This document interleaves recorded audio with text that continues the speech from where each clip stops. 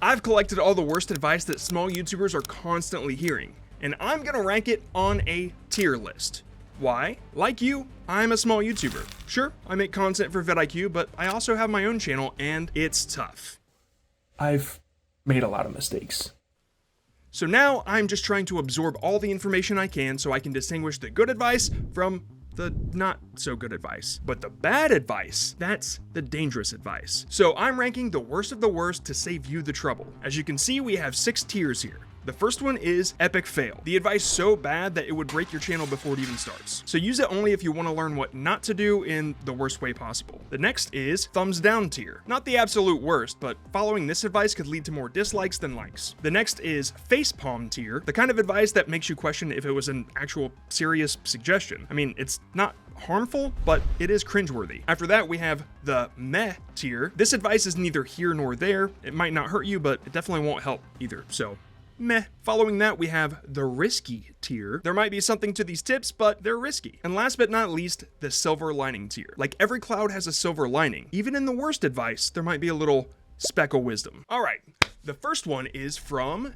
Chakra. And their worst advice was using over 100 hashtags clownmoji. There's already so much debate over whether tags even matter on YouTube, but piling over 100 of them in your description, that serves no purpose but to clutter it up and maybe confuse the algorithm. So seeing as how that's probably harmful, I'm gonna stick that in epic fail. Next, Echo Eld says to make videos optimized for the algorithm instead of videos you actually enjoy making. I got some things to say about this, but I'm gonna let you finish. YouTube doesn't need another creator making highly optimized videos. It needs your unique personality. That's what I was gonna say.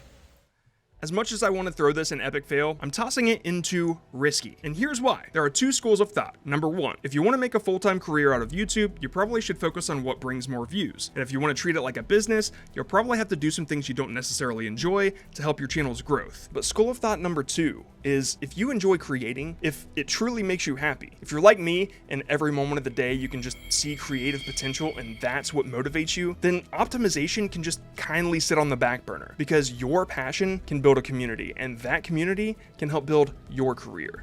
And that is the school that I go to. Now, I get it. In an ideal world, there would be a way to monetize your passion and find the perfect audience that genuinely loves your content. But being real, that is a tough balance to master, so there's always a risk. Now, the next piece of advice is pretty common. There are quite a few of you getting the post every day advice. Maybe it's a mix-up of the post consistently advice with a little bit of a spillover from Instagram and TikTok, but let's be clear, I am talking about long-form content on YouTube. Considering the amount of effort it takes to produce a halfway decent video, the idea of doing this daily seems nearly impossible, so this advice lands squarely in our facepalm tier. It might not sound like the worst advice, it actually sounds kind of fun. And there are examples of it working, but we can't all be Casey Neistat, seeing as how his creative process was years in the making before he even ever got on YouTube. So for the rest of us, posting every day, it's just a recipe for burnout. As if posting once a day wasn't enough. Emerald Gamer Original got told to upload 5 times a day? But wait, there's more on completely different topics. Like, this is one of those situations where you just see what sticks, I guess? I don't know. I'm not gonna waste more time on it. It's going to epic fail. I was wondering when we were gonna see this. Sub for sub. I can't believe people are still doing this. We all know it's bad advice, but let me break down why. And actually, I'd like to couple this with another piece of advice I saw. So this one sounds completely different, but the result is actually the same. Share your video link continuously to everyone. Spamming your aunt, your gym teacher, and cross-subbing with that random 13-year-old on the internet, it does nothing but pull people to your channel that don't care about your content. This misalignment sends bad engagement signals to YouTube, it screws up your audience data, and it causes more harm than good. So any advice to promote your channel to an uninterested audience, we're just gonna toss that in the thumbs down tier. Also, paying an SEO genius in Uganda $5K to make your channel an overnight success is equally as terrible. Moving on, the horrible advice that Zax Gaming 967 got was to not use vidIQ. Let's just put that in the thumbs down tier. But seriously, the next one is a cold splash of negativity. It's a pun, you'll see. Koifish Gaming said, "Nobody cares about you." Harsh. But luckily, it's not true. As Koifish Gaming found out, there is a ton of advice out there to help creators focus on building a community. And now a lot of creators are figuring out that engagement is much more important than sub count. In fact, with their latest partner program changes, even YouTube seems to encourage bonding with your audience. But I have to rank this one, and since nobody cares about you doesn't really help anyone, I'm just gonna throw it in the meh.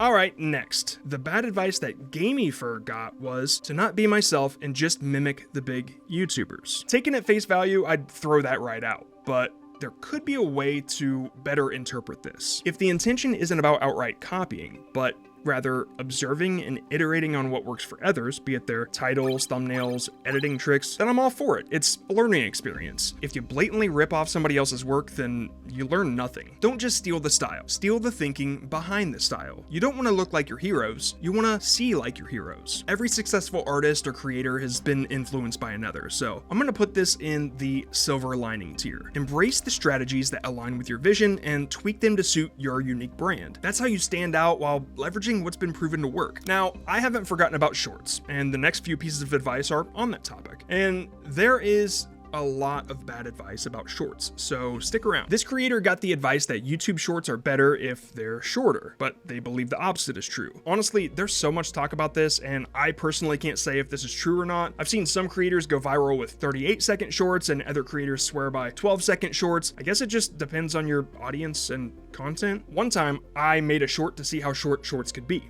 How short can shorts be? It didn't work out, so meh. The next one claims that shorts are a guaranteed growth strategy, and I've seen a few of those on this list, so let's tackle that promise. In my opinion, while shorts can be a great way to get exposure, saying it's a guaranteed way to success is like saying you're guaranteed to win if you buy a lottery ticket. The reality, it depends on the audience, the content, and a little algorithm luck. And to be honest, at least like 90% of the creators I know still struggle to link their shorts to their long form content, or they can't really find a way to appease both audiences. I mean, it has potential, but it's risky. And now, posting shorts 3 times a day, 4 times a day, 5, 6. I'm seeing a ton of these on this list. And like with long form, this advice assumes that more is better. But without maintaining quality and relevance, you're not engaging anyone, you're annoying them. Now, I have heard of some successful shorts creators who began with such an intense schedule and they swear by it, but I wouldn't bank on that working for everybody. So another couple for the risky tier. If you remember one thing from this video, please make it this. When it comes to your content, quality should never take a backseat to quantity. Now, this one might be the most hilarious one. I can absolutely guarantee that you will not necessarily need 5 to 7 years for your channel to grow. In fact, there's actually a way to monetize it in under 30 days. Watch it here.